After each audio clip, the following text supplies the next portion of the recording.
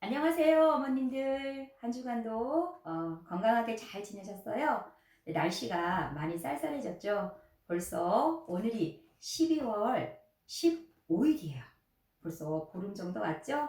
정말 올 한 해가 여러 가지 힘든 일도 많았지만 시간도 참 빨리 가고 있어요. 그쵸?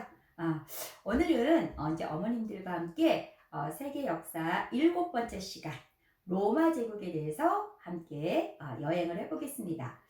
우리가 로마 하면 너무나 많이 들었던 기억이 나죠. 로마에 한 번쯤은 가보고 싶은데, 왠지 로마에 가면 굉장히 낭만적이고 무언가 좀 아름답고 여유롭고 볼 것도 많고 이런 생각이 드시죠. 이제 과거의 이 로마 제국이 오늘날 어느 나라일까요? 네, 맞아요. 바로 이탈리아죠. 이탈리아는 세계 지도에서 보면 남부 유럽에 위치해 있고 또 지중해라고 하는 바다가 들어와 있죠. 그래서 우리가 이제 이탈리아가 과거에는 기원전에는 한때 대단했던 지중해를 로마의 호수라고 할 만큼 큰 대제국을 가졌던 나라이기도 해요. 이제 우리가 세계 지도에서 보면 반도 국가 하면 우리 한반도 빼놓고 가장 많이 알고 있는 반도가 바로 이탈리아 반도죠. 이탈리아 반도는 이렇게 장화처럼 이렇게 길쭉하게 약간 긴 분추처럼 장화처럼 길쭉한 나라예요.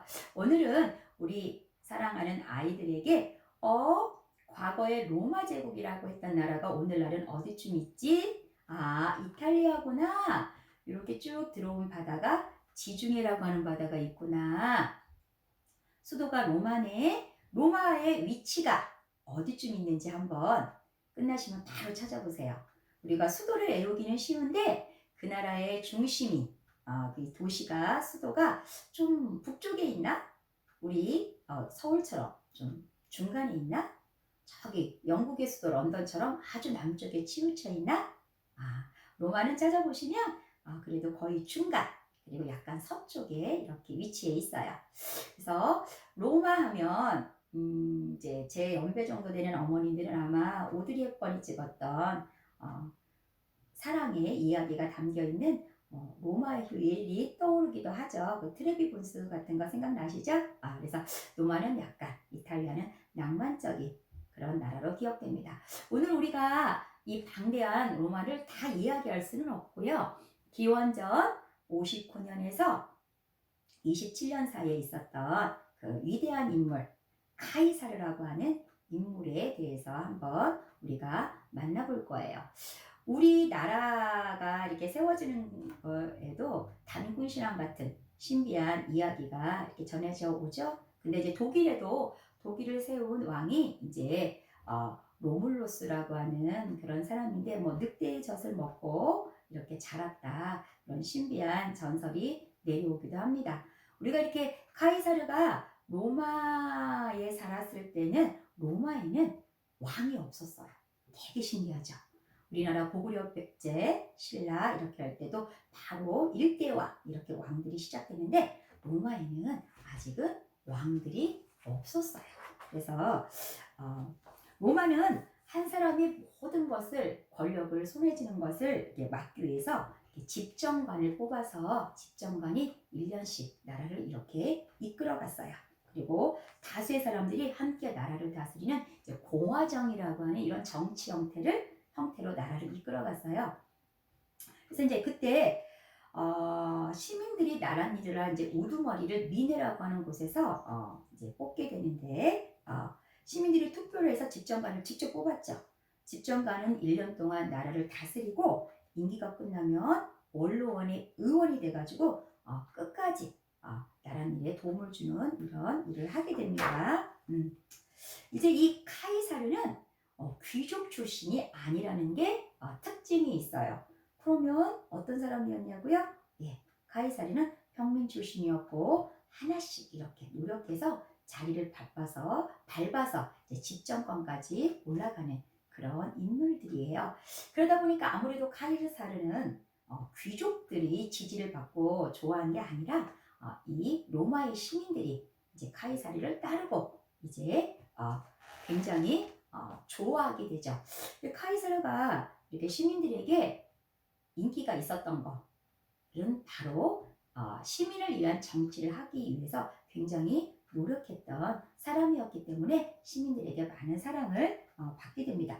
근데 이제 이 카이사르에게도 역사에 남는다는 것은 보통 사람으로 해서는 역사에 남을 수가 없겠죠. 그래서 이 카이사르에게도 꿈이 있었어요. 어떤 꿈일까요? 그래서 그거는 이 로마를 다스려 보고 싶다는 그런 큰 꿈을 가지고 있었어요. 집정관이 된 이 카이사르는 새로운 법들을 많이 만들게 되는데요. 아까도 말했듯이 시민들을 위한 새로운 법안들을 많이 만들게 됩니다. 그 중에서 이제 정말 중요한 것 중에 우리 평민들이 살 때는 과거에 보면 귀족들도 마찬가지지만 내가 가지고 있는 땅이라는 게 엄청난 힘이 되겠죠. 땅을 내가 얼마나 가지고 있느냐가 바로 부와 바로 권력과 연결되는 것이었죠. 일반 평민들은 많은 땅을 소유할 수가 없게 되죠. 그러니까 대부분 지배를 받게 되고 가난하게 살아가는데 이제 카이사르는 이 땅을 시민들에게 나누어 주겠다고 해요. 그러자 어떤 반발이 올까요? 바로 이제 귀족들의 반발이 굉장히 거셌습니다. 자신들의 땅을 평민들에게 귀족들은 당연히 나누어 주기 당연히 쉽겠죠. 내가 가지고 있는 것을 남에게 나눈다는 것이 생각보다는 쉬운 일은 아니죠. 그래서 이제 그걸 밀고 나간 카이사르는 시민들에게 엄청나게 많은 인정을 받게 됩니다. 그리고 인기가 점점 높아지게 됩니다. 이제 집정관의 임기는 길지가 않아요. 1년밖에 안 되거든요. 이 집정관의 임기를 잘 마친 이제 카이사르는 이제 땅을 정복해야 되겠다는 이런 마음을 갖게 되죠.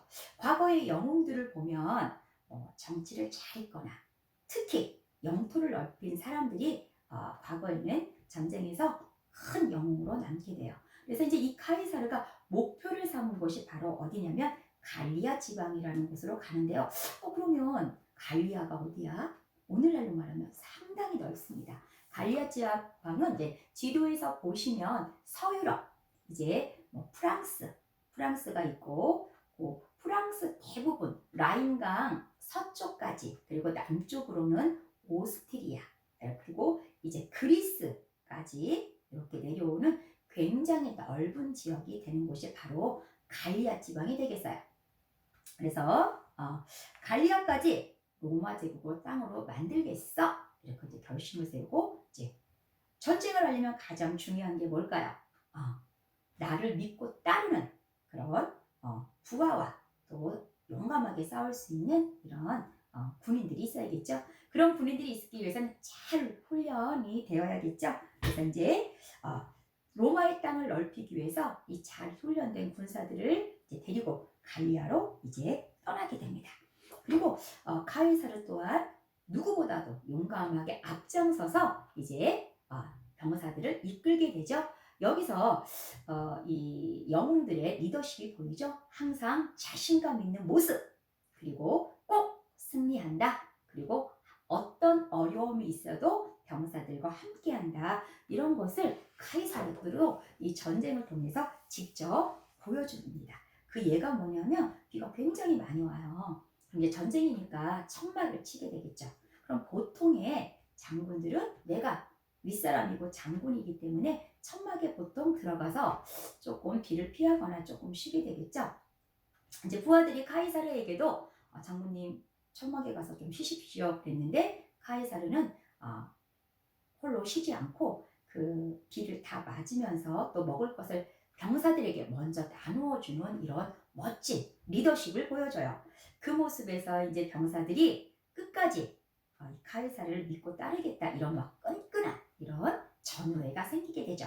그래서 이 전쟁에서는 겁을 먹거나 또는 나만 살아야겠다 이런 생각이 있을 때 이 전투는 승리하기가 굉장히 어렵게 되겠죠. 이 비 오던 날 이 일을 계기로 이제 이 카이사르와 병사들은 더 단단하게 이렇게 유대의 끈으로 이제 묶이게 돼요. 그리고 이제 갈리아를 갈리아 군대를 끈질기게 공격하게 됩니다. 쉬운 전쟁은 당연히 아니었겠죠. 그래서 로마 제국 군대는 계속해서 이제 이 갈리아 군대를 밀어붙이고 갈리아 군대들은 성령을 두고 이제 방어를 하게 됩니다. 갈리아 병사들은 로마 이 제국의 거센 이제 이 공격에 주춤주춤 뒤로 물리게 되고 이제 결국은 로마 군대가 갈리아 군대를 이기게 됩니다. 이제 이 소식이 로마에 전해졌겠죠. 로마 시민들은 이렇게 갈리아를 이겼다는 소식이 전해지자 굉장히 카이사르가 더 인기가 높아가겠죠. 그러면 시위하는 사람이 누굴까요? 바로 원로원의 귀족들이겠죠. 만약에 이제 이 큰 영광을 안고 카이사르가 로마로 들어왔을 때 그의 카이사르의 시민에게 미칠 수 있는 영향력, 혹시 그가 마치 왕 같은 존재가 되지 않을까 굉장히 경계심을 갖게 됩니다. 이 원로원들이. 그래서 이제 카이사르를 로마로 들어오지 못하게 하면 어떻게 해야 될까? 근데 카이사르에게 뭐가 있어요? 그를 따르는 군대, 싸울 수 있는 군대가 있기 때문에 이게 만만한 일이 아니었겠죠. 그래서 이제 카이사르에게 로마로 지금 당장 돌아와라. 이제 그렇게 명령을 내립니다. 근데 이제 카이사르도 딱 눈치가 있죠. 나를 이렇게 전쟁에서 열심히 싸우고 나를 로마로 돌아오게 할 때는 나를 감옥에 가두려고 하는구나. 돌아오라고 하는데 또 명령을 따르지 않으면 나라에 불복종한 죄가 큰 죄가 되겠죠. 그래서 이제 카이사르는 큰 고민에 빠지게 돼요. 그래서 또 감옥에 갇히지 않으려면 귀족들과 맞서 싸워야 되고, 그래서 이제 카이사르의 결정은 싸우겠다. 로마의 귀족들과 싸우겠다. 이렇게 이제 결정을 내려요. 그래서 이때 나오는 우리 유명한 명언이 있죠. 주사위는 던져졌다. 이거는 뭐예요? 내가 로마를 상대로 나를 모함한 나를 힘을 약하게 하려고 하는 이 로마의 원로원들, 귀족들을 상대로 내가 내 병사들과 싸우겠다는 거죠. 이미 주사위는 던졌다. 우리가 평상시에 이런 말 있으면 이미 결정 났어. 끝났어. 그대로 시행하면 돼. 이제 이런 예시가 되어 있는 말이죠. 그 말이 바로 여기 이 역사에서 카이사르가 남긴 아주 유명한 주옥 같은 명언 중에 하나입니다. 그래서 이제 그때 이제 로마로 쳐들어오는 이 카이사르를 막으라고 명령을 내린 사람이 있는데 바로 이제 그 사람이 폼페이우스라고 하는 사람인데요. 폼페이우스는 한때 이 카이사르하고는 굉장히 친한 친구 사이이기도 했어요. 근데 이제 이 상황에서는 친구가 아닌 서로를 막아야 되는 이런 적이 됐죠. 그래서 이제 폼페이우스가 이제 카이사르를 맞설 준비를 하고 있어요.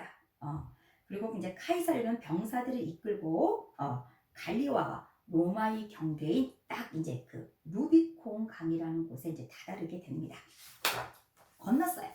그런데 생각보다 너무 카이사르의 병사들이 잘 싸우는 거예요. 그래서 폼페이우스가 제대로 잘 싸워보지 못하고 이제 허둥지둥 후퇴를 하게 됩니다.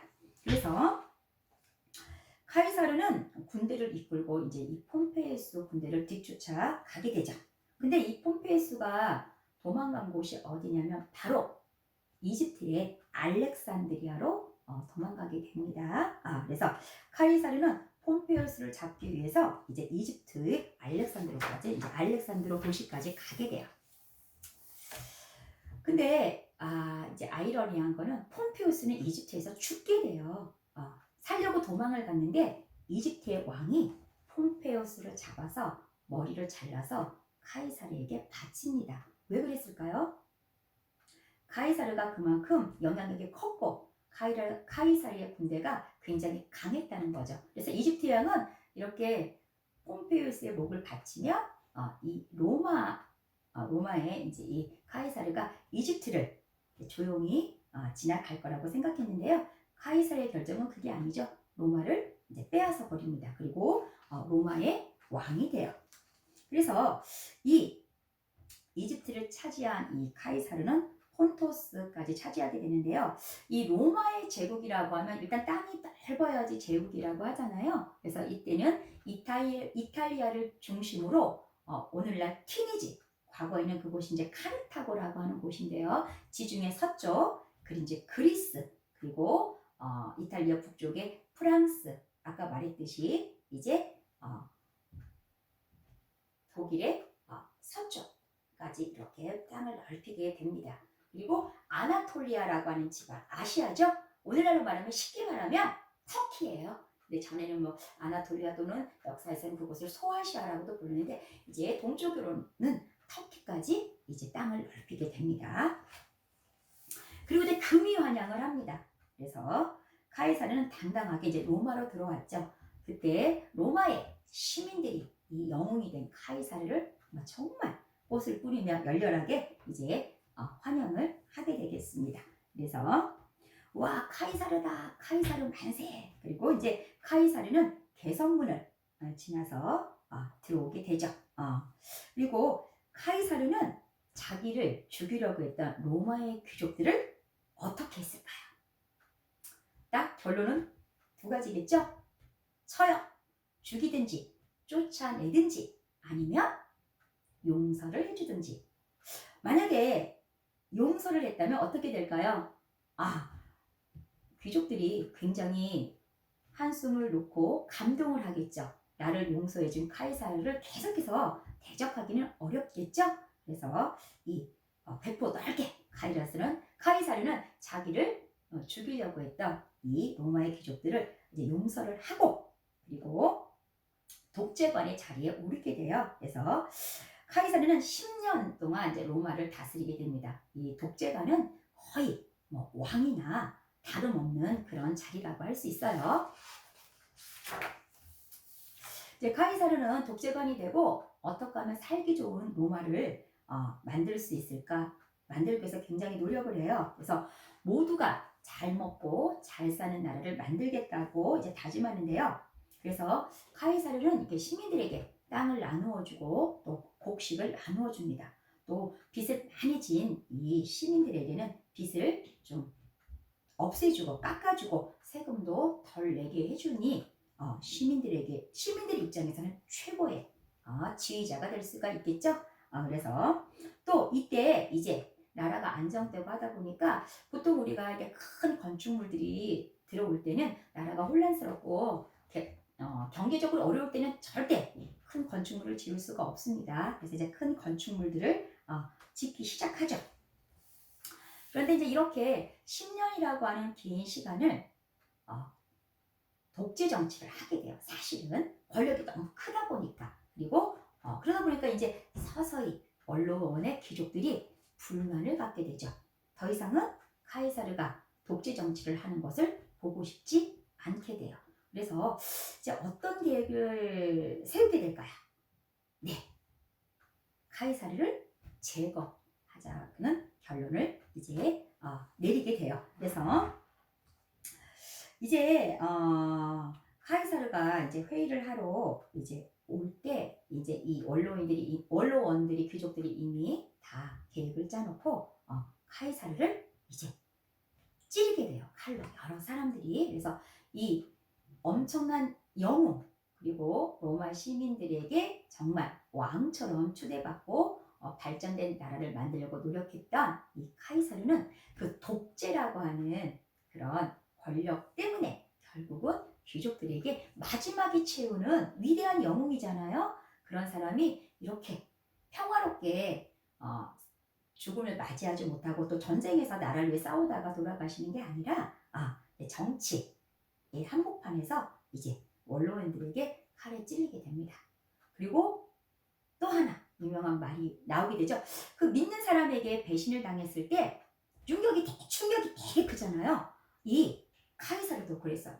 죽는 순간에 정신적인 충격을 받아서 너무나 믿었던 그런 아들같이 생각했던 브루투스라고 하는 사람이 있었어요. 브루투스도 이 원로원들과 참여해서 카이사르를 찌르게 됩니다. 그래서 마지막에 남긴 말, 블루투스 너 맞아. 이런 말을 남기고 죽음을 맞게 되죠. 그래서 우리가 이제 카이사르라고 하는 인물을 보면서 이제 우리가 좀 느끼는 점은 뭐냐면 시민의 편에서 엄청난 많은 노력을 해서 많은 인정을 받았는데 문제는 뭐예요? 이 로마는 왕이 없었잖아요. 그리고 독재 정치라는 걸 되게 싫어하고 또 귀족들은 정치를 함께하는 공화정을 이끌어 나가고 싶었는데 이 10년이라고 하는 긴 독재 정치가 되다 보니까 이제 거기에 반발을 해서 카이사르를 채우는 영웅의 죽음에는 좀 영광스럽지 못한 좀 많은 이제 고통을 안고 죽음을 맞이하게 되죠.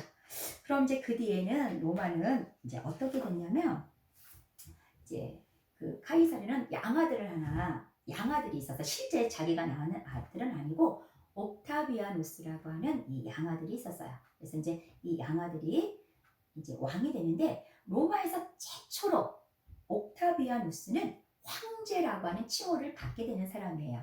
이제 어떻게 됐겠어요? 이 옥타비아누스는 자기 아버지인 카이사르가 어떻게 죽는 걸 봤죠. 이 귀족들과 정치를 나누지 않으면 내가 왕이라고 할지라도 내가 큰 권력을 나 혼자 부려서는 나도 저런 비참한 최후를 맞을 수 있겠구나. 나는 그런 정치를 하면 안 되겠다. 그래서 이 옥타비아누스는 귀족들을 굉장히 우대하고 귀족들을 위하는 함께하는 정치를 펴나가게 돼요. 그러니까 귀족들이 어때요? 옥타비아누스가 너무 마음에 드는 거야. 왜? 우리가 원했던 게 황제는 있지만 함께 정치를 이끌어 나갔던 거거든요. 그래서 이 귀족들이 옥타비아누스에게 엄청나게 큰 아주 호사스러운 칭호를 내려줍니다. 그게 바로 존엄한 자라는 뜻으로 우리가 세계사 시간에 좀 외웠던 기억이 날 거예요. 좀 말이 조금 발음이 조금 어렵습니다. 아우구스투스라고 하는 이런 이름을 얻게 돼요. 그래서 그가 바로 역사에서는 이제 옥타비아누스고 이렇게 귀족들과 함께 정치를 잘 이끌어 나갔던 사람인데요. 오죽하면 이렇게 말을 했어요. 옥타비아누스는 이제 황제가 되고 나는 로마 제국의 첫 번째 시민일 뿐이다. 자기를 굉장히 낮췄죠. 황제인데 나는 황제다 이렇게 하지 내가 로마의 첫 번째 시민이라고 말하기는 쉽지 않겠죠. 이렇게 겸손 본인을 낮추는 자세를 보였고요. 모든 권력은 원로원에 있다 이렇게 말을 하고 정치를 시작합니다. 여기서 옥타비아누스의 지혜를 볼 수가 있겠죠.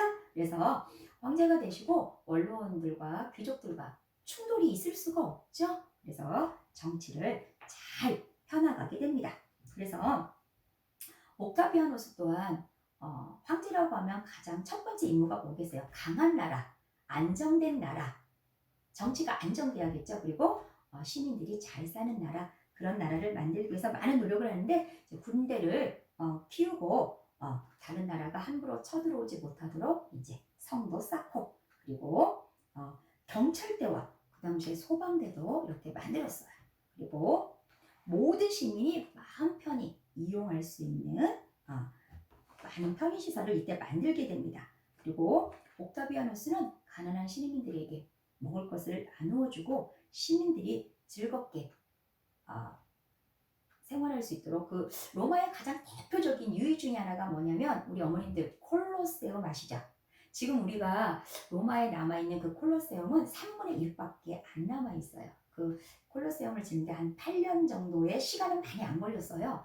그런데 그 당시로서는 기원전에 5만의 이 관중이 로마 시민들이 들어가서 이제 황제로서는 뭐예요? 시민들에게 어떤 황제로서의 권위 그리고 또 그걸 통해서 황제의 인기도 올라가는 수단으로 많이 사용했어요. 콜로세움에서. 그래서 이제 뭐 검투사들의 이제 목숨을 건 대결. 검투사들은 목숨을 걸고 싸우지만 로마 시민들은 그것을 환호하면서 막 열광하면서 영화를 보면 그렇게 보는 장면들 나오죠. 그리고 뭐 검투사와 사자의 이 대결 그리고 뭐 이제 전차 경기 이런 것들로 로마 시민들을 즐겁게 해주는 오락거리로 이제 많이 이런 것들도 이제 문화도 나누게 돼요. 그래서 또 이제 극장이나 목욕탕 같은 것도 많이 지어지게 되고요. 누구나 이용할 수 있게. 그래서 옥타비아누스 덕분에 로마 제국의 질서가 이렇게 바로 잡히고 살기 편한 나라가 되었어요. 그리고 이제 옥타비아누스를 뒤로 로마 제국은 약 200년 동안 아주 평화로운 시대, 전성 시대를 누리게 되면서 발전하게 됩니다. 이때를 특별히 팍스 로마나라고 이렇게 부르는데 로마의 평화 시대라고 불러요. 그래서 이렇게 로마가 이제 발전을 했어요. 그리고 이제 오늘 그래서 이제 이 카이사르라고 하는 인물을 만나보면서 우리가 꼭 하나 살아가면서 조심해야 될 것, 우리가 큰 어떤 권력을 잡았을 때 아니면 우리가 높은 자리에 올라갔을 때 독재자로서 이 권력에 취하지 말고 조금 더 함께 요즘에 트렌드는 뭐예요? 혼자 잘나는 거, 혼자 잘났어 이런 거 정말 싫어하잖아요. 같이 있는 그 단체 어디가 됐든 단체 내에서 내가 리더자가 되면 그 권력을 남용하지 말고 좋은 통솔력 같이 통합해서 함께 가는 그런 일을 추진해 나가는 우리 아이들이 나오기를 기대합니다. 그래서 오늘은 이렇게 로마의 한때 위대한 영웅 카이사르에 대해서 함께 이야기를 나눠봤습니다. 우리가 다음 주 8번째 만날 때는요, 이제 동로마 제국, 비잔티움 제국으로 가보겠습니다. 로마가 이제 분열되게 돼요. 그건 다음 시간에 말씀드리고 서로마는 일찍 멸망을 300년이 채 안 돼서 멸망에 들어가고요. 그 역사에서 가장 긴 역사를 이제 이끌어가는 그 유명한 비잔티움 제국에 대해서 다음 시간에 어머님들과 또 함께 만나보겠습니다. 다음 주 만날 때까지 날씨가 많이 추워졌어요. 다들 건강 잘 지키시고 또 건강한 모습으로 뵙기 바라겠습니다. 오늘도 어머님들과 함께 로마에 대해서 즐겁게 공부한 빛나는 광쌤 김광순이었습니다. 감사합니다.